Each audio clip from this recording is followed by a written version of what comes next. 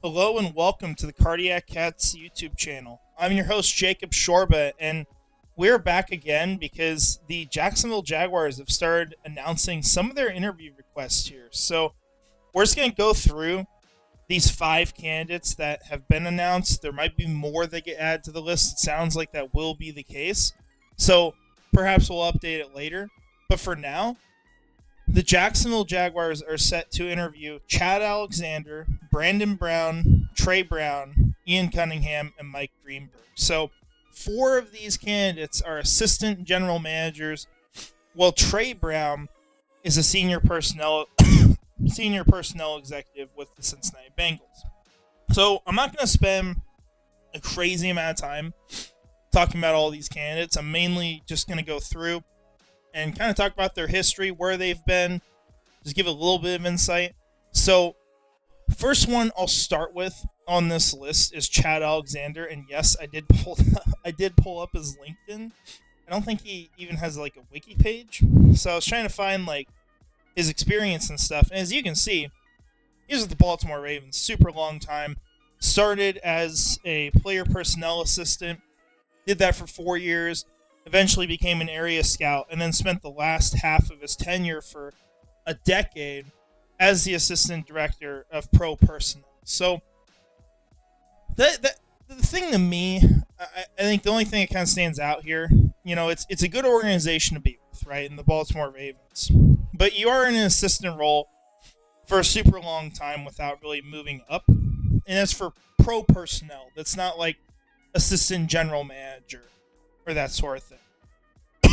Now, after that, he did go to the New York Jets. He was with them for almost 5 years. It was not fired, nothing like that. Survived through everything that was going on there. And ultimately, he ended up taking the job last year with the Los Angeles Chargers to be the assistant general manager there. Obviously, the Chargers had a good year, at least making the playoffs. After that, they're the Chargers, unfortunately, for them. But yeah, he's kind of had an interesting history. It's nothing. I won't say it like pops out at you just from the surface, but I do think this could be a solid candidate for the job. I tried to watch an interview on him. He seems like a well-composed guy. Plenty of experience in the NFL, so that is the good thing here, right? You got 25 years of being in various various roles, so that is good, right? That is a positive for him for sure. But it's hard for me to say necessarily that he would be a top candidate for me for the job, just based off what I know. And of course, the team's going to get to know him. They're going to do interviews. And I think especially for GM jobs where you don't hear from these guys as much, you don't have all the statistics to necessarily determine what you think of them. I think it's just way more important the knowledge that the team gets about these people. So now Trey Brown, this was a really interesting one. And why I say that is kind of the history as an administrator here. He did not stick around the NFL through this whole thing. Like, he goes from rising up the ranks as a scout with the Patriots to moving with the Eagles, getting into college scouting with Philadelphia, and then suddenly in 2019, he goes to the Birmingham Iron, which I'm actually going to click on this because I'm curious what level of football they were in. I have no idea. I've never heard of the Birmingham Iron. Apparently, it was the Alliance of American Football. And then goes to the Battlehawks after, director of player personnel there, and then heads back to the NFL. So kind of a weird, 2-year stint outside the NFL, and goes to Cincinnati, starts out as a scout again. So he's back down at that level, and then suddenly goes from scout to senior personnel executive. Just kind of a wild train that this guy is on.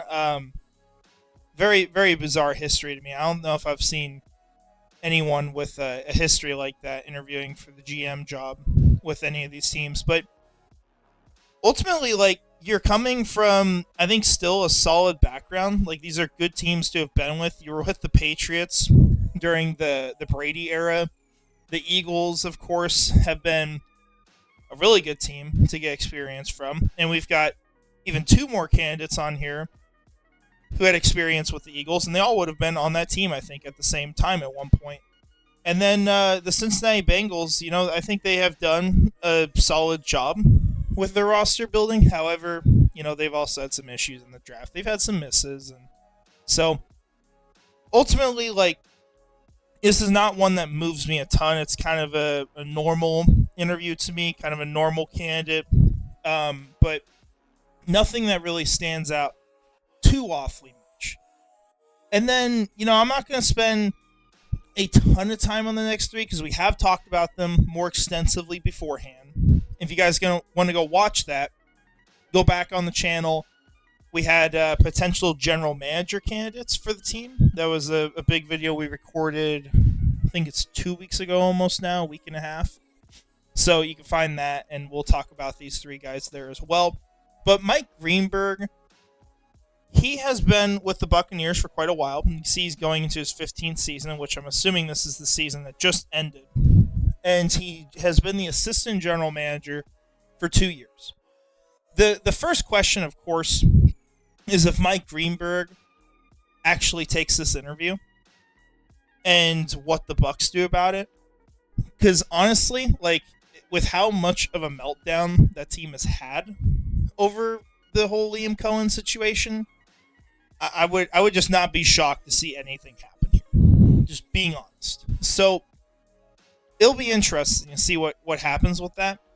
But what you're going to see when you go to his page here, which he does not have a wiki, otherwise I have that pulled up, but it is essentially this long history of working out contracts, working out the salary cap. It is literally about every single thing you could imagine from the business side of football. Like, the guy has infinite experience there, it seems. I mean, he was the guy who brought back all the starters for the Bucs after they won the Super Bowl, which was like the first time I think that had happened in either ever or a very long time. So that is really impressive from him. My concern with Greenberg is, where is the scouting experience? Right? Where is the talent evaluation side of things? Because you've been an assistant general manager here.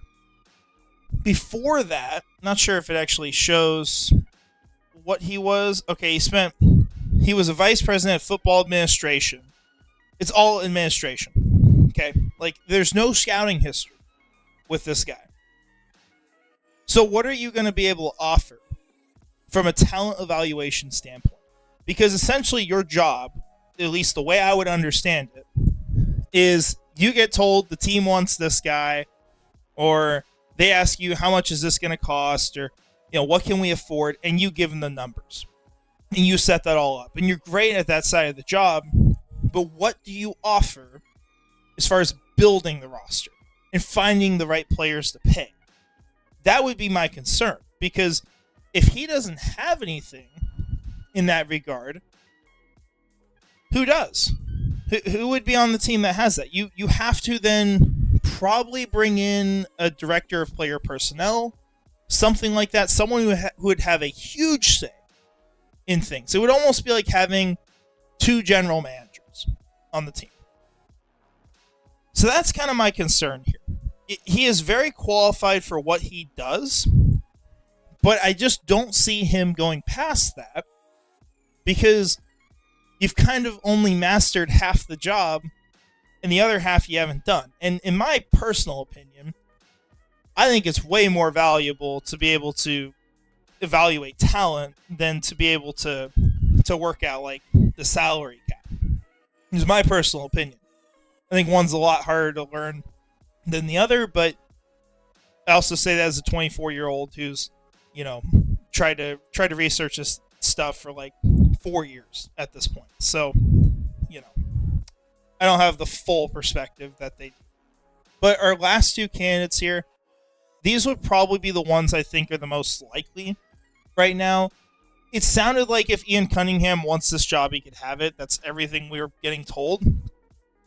At the same time, it kind of felt like things were rushed. Like, there were people even saying that he already had this job, and that was before interviews even started. So, kind of suspicious of that. Doesn't really seem legit. But nevertheless, it sounds like Jacksonville's super interested in Cunningham. Now, his history, he was with the Baltimore Ravens originally. Spent half his time as a personnel assistant, half of it as an area scout. Went to the Philadelphia Eagles, directed college scouting, and then he was the assistant director of player personnel until taking over in 2021 for one season.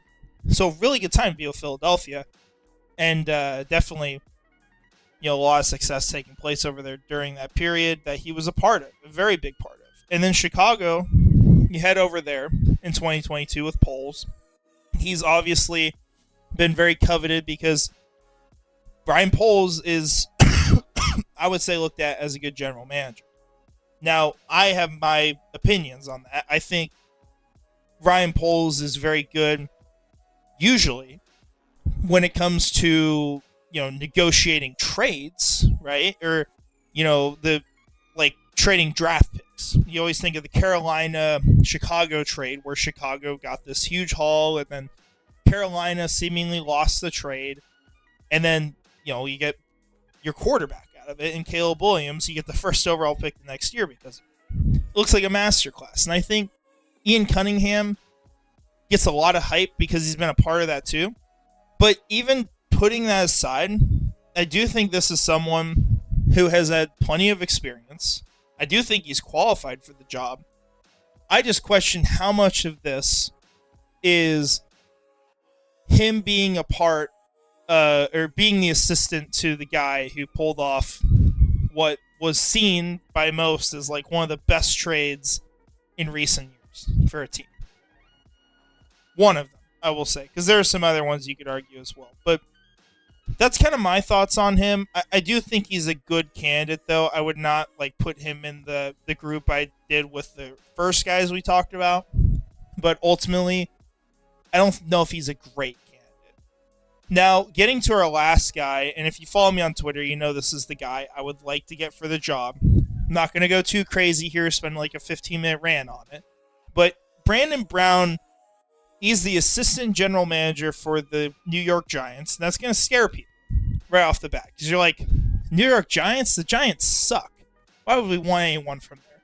Well, context is king, right? And you look at the history for Brandon Brown, who he's worked with, what he's done.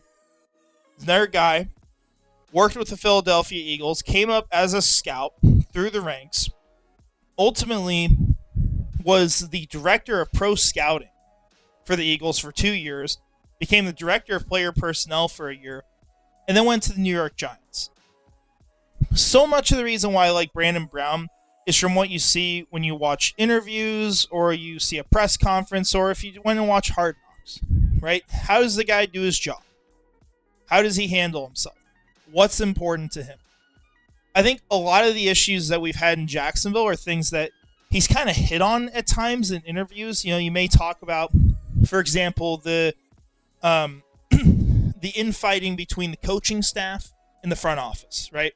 Trent Baalke just always at war with whoever's in the coaching staff because they're going to eventually get fired and be the scapegoat for it, right? Brandon Brown would even talk in interviews about how important it is for those to be aligned together and how it's important that you got to give the coaching staff what they need, but you also have to remind them of the long term, right? That's more of what the front office's job is, because if you're just doing everything for the short term, it's going to fail because the next year you're going to be screwed. You're going to have not really thought things out. So it's things like that with Brandon Brown. I think another side of it too, is considering that two things. He is the assistant, right? He's not the guy who's making all the decisions in New York. He's the guy who's helping the GM do what the GM is going to want to do. And if you watch Hard Knocks, it's pretty clear that Shane, or whatever the heck his name is, we'll call him Joe. Joe's his first name. Whatever Joe wanted to do, he did. He was in a room full of people. who were kind of fighting back on the Saquon Barkley idea, or just generally like they were all talking about and what to do, and no one's really like a fan of it. They're like talking about like, okay, what are we gonna be without this guy? Like, we're losing our entire identity. What's the plan? And then Joe would just like say some reason why he didn't want to have Saquon Barkley, and it would just be something dumb or random. And I never thought the arguments were that great, but like it was very clear that was his decision, right? And so Brown has been more so the guy that's, okay, this is what you want to do. Let me advise you on how to do that to the best of your ability. Like, if you want to get rid of Saquon Barkley, if you want to do franchise tag him, here's what that looks like. Here's what you might get in return. Here's what you might have to pay in the salary cap, because you might have to eat some of the cap. It's little things like that. But ultimately, Brandon Brown, I think, is someone who would be phenomenal at getting Liam Cohen what he needs here, and understanding how important that connection is there. Someone who has an extensive scouting background and can ultimately, function well in this front office, be a breath of fresh air for what we've had here. And if all works out, you got a 36-year-old GM and a head coach under 40. And you got these guys hopefully locked up for a long time. I mean, that's the goal, right? Because if you get it right, we don't have to talk about this stuff for a very, very long time. And that's the goal. And so personally, I would take the shot on that type of guy. I think you can do that with Brandon Brown. I also think you can do that with Ian Cunningham. I just personally lean more towards Brown.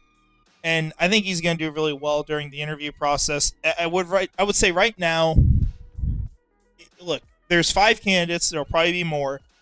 No one's more than like, no one's 50% or more likely to win this, right? It's very up in the air. But if I had to bet on one of them that I think could pull it off, I do think Brandon Brown could. He's been a finalist in a lot of these processes. Almost got the Raiders job this offseason. I think there's a good chance it's him or it's Ian Cunningham, but we've heard a lot of weird things with Cunningham. It's kind of hard to follow, honestly, and we'll have to see what happens. But yeah, 5 guys interviewing for general manager so far. We'll see if that list expands. I'm sure it will. And if it does, we'll probably have another video just talking about those candidates as well, because there'll probably be more guys we have not touched on yet, since over half of them today we've talked about before on the channel. So with that said, do want to wrap this thing up. Shout out our channel members: Premier Nasir 904, Nightmare Eco, Gator John Bites, and Scrubber Ducky 500. I appreciate all your support.